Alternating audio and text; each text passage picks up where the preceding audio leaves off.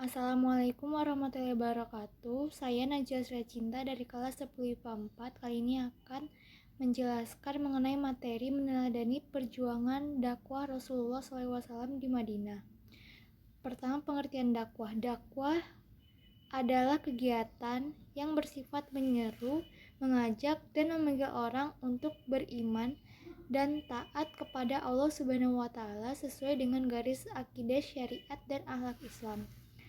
Dakwah Rasulullah SAW periode Madinah berlangsung selama 10 tahun, yakni dari semenjak tanggal 12 Rabiul Awal tahun pertama Hijriah sampai dengan wafatnya Rasulullah SAW tanggal 13 Rabiul Awal tahun ke-11 Hijriah.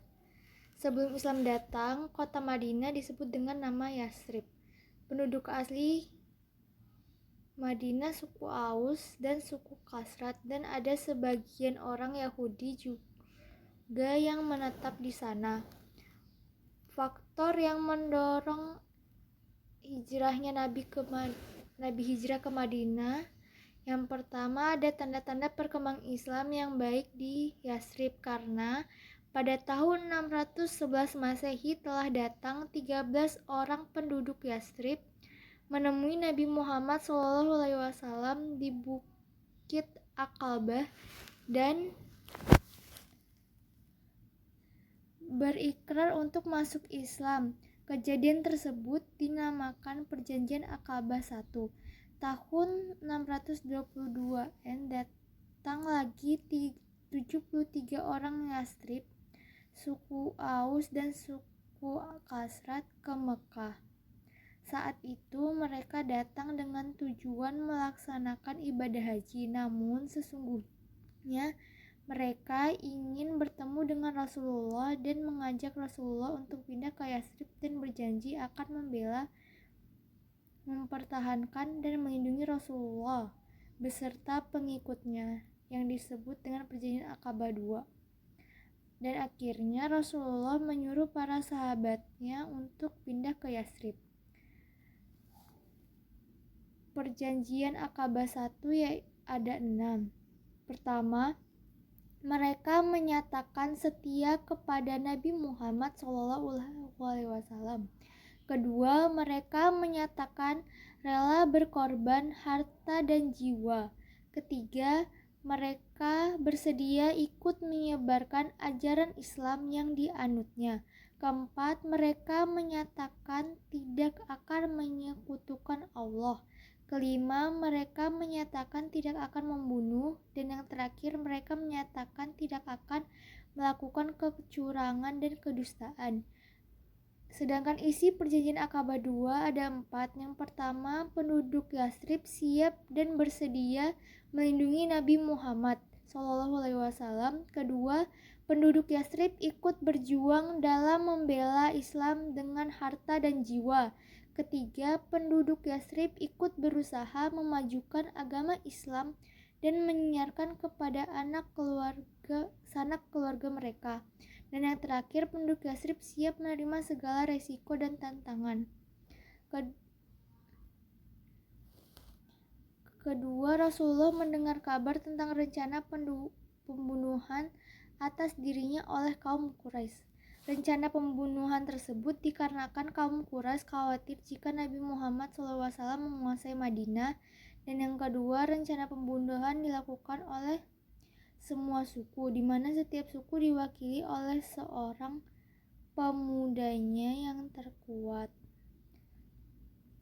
Setelah Rasulullah sampai di Madinah dan diterima penduduk Madinah, Nabi Muhammad menjadi pemimpin penduduk kota itu. Ia segera meletakkan dasar-dasar kehidupan yang kokoh bagi pembentukan suatu masyarakat baru.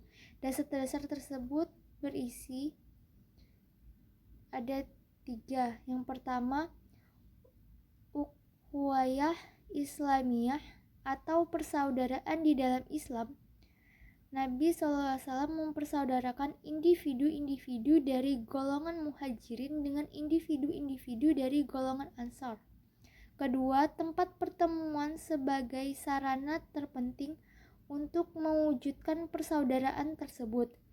Sarana yang dimaksud adalah masjid, tempat untuk melakukan ibadah kepada Allah Subhanahu wa taala secara berjamaah, yang juga dapat digunakan sebagai pusat kegiatan untuk berbagai hal seperti belajar mengajar, mengadili perkara-perkara yang muncul dalam masyarakat, musyawarah dan transaksi dagang. Dan yang terakhir, hubungan persahabatan dengan pihak-pihak lain yang tidak beragama Islam. Ada strategi dan substansi dakwah Rasulullah periode Madinah. Pertama, pekerjaan besar yang dilakukan Rasulullah SAW dalam periode Madinah adalah pembinaan terhadap masyarakat Islam yang baru terbentuk. Kedua, dalam membina masyarakat Islam di Madinah, strategi dakwah yang dilakukan Rasulullah SAW antara lain: pertama, mendirikan masjid. Beliau mendahulukan mendirikan masjid sebelum bangunan-bangunannya selain kediaman beliau sendiri, karena masjid mempunyai potensi yang sangat vital dalam menyatukan umat dan menyusun kekuatan mereka lahir dan batin untuk membina masyarakat Islam atau daulah Islamiyah berlandaskan semangat tauhid. Kedua, masjid tersebut dibangun oleh Rasulullah bersama kaum muslim. Masjid ini kemudian dengan nama Masjid Nabawi. Kedua, mempersaudarakan kaum muhajirin dan ansor. Kaum muhajirin yang jauh dari sanak saudara dan kampung halaman mereka dipererat oleh beliau dengan mempersaudarakan mereka dengan kaum ansor yang telah menolong mereka dengan ikhlas dan tidak memperhitungkan keuntungan yang bersifat materi, melainkan hanya karena mencari keridhaan Allah Subhanahu wa taala semata. Sebagai contoh, Abu Bakar dipersaudarakan dengan Harits bin Zaid, Ja'far bin Abi Thalib dengan Muaz bin Jabal, Umar bin Khattab dengan Itbah bin Malik, begitu seterusnya tiap-tiap kaum Ansor dipersaudarakan dengan kaum Muhajirin. Perjanjian perdamaian dengan kaum Yahudi disebut Isaq Madinah atau Piagam Madinah. Fungsinya adalah guna menciptakan suasana tentram di kota baru bagi Islam atau Madinah. Di antara isi perjanjian yang dibuat oleh Nabi dengan kaum Yahudi antara lain: pertama, bahwa kaum Yahudi bebas memeluk dan menjalankan agamanya masing-masing. Yang kedua, kaum muslimin dan kaum Yahudi wajib tolong-menolong untuk melawan siapa saja yang memerangi mereka. Ketiga, kaum muslimin dan kaum Yahudi wajib menasehati, tolong-menolong, melaksanakan kebajikan dan keutamaan. Keempat, bahwa kota Madinah adalah kota suci yang wajib dihormati oleh mereka yang terikat dengan perjanjian itu. Dan yang terakhir, bahwa siapa saja yang tinggal di dalam atau di luar kota Madinah wajib dilindungi keamanan dirinya, kecuali orang-orang yang zalim dan bersalah, sebab Allah Subhanahu wa taala menjadi pelindung orang-orang yang baik dan berbakti. Selanjutnya, meletakkan dasar-dasar politik, ekonomi, dan sosial untuk masyarakat Islam. Dalam periode perkembangan agama Islam di Madinah, ini telah turun wahyu Allah Subhanahu wa taala yang mengandung perintah berzakat, berpuasa, dan hukum-hukum yang bertalian dengan pelanggaran atau larangan, jinayat atau pidana, dan lain-lain. Dengan ditetapkannya dasar-dasar politik, ekonomi, sosial, dan lainnya, maka semakin teguhlah bentuk-bentuk masyarakat Islam, sehingga semakin hari pengaruh agama Islam di kota Madinah semakin bertambah besar. Selanjutnya ada hikmah sejarah dakwah Rasulullah antara lain. Pertama, dengan persaudaraan yang telah dilakukan oleh kaum muhajirin dan kaum ansor dapat memberikan rasa aman dan tentram. Kedua, persatuan dan saling menghormati antar agama. Ketiga, menumbuh kembangkan tolong-menolong antara yang kuat dan lemah, yang kaya dan miskin. Selanjutnya, memahami bahwa umat Islam harus berpegang menurut aturan Allah Subhanahu wa Ta'ala, memahami dan menyadari bahwa kita wajib agar menjalin hubungan dengan Allah Subhanahu wa Ta'ala dan antara manusia dengan manusia. Kelima, kita mendapatkan warisan yang sangat menentukan keselamatan kita baik di dunia maupun akhirat. 6.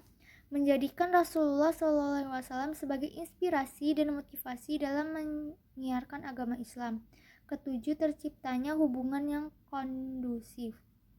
Sikap dan perilaku yang mencerminkan penghayatan terhadap dakwah Rasulullah yang dapat kita ambil yaitu: pertama, mencintai Rasulullah dengan konsisten dan berkomitmen melaksanakan Al-Quran dan Sunnah sebagai bukti merawat dan melestarikan ketakwaan.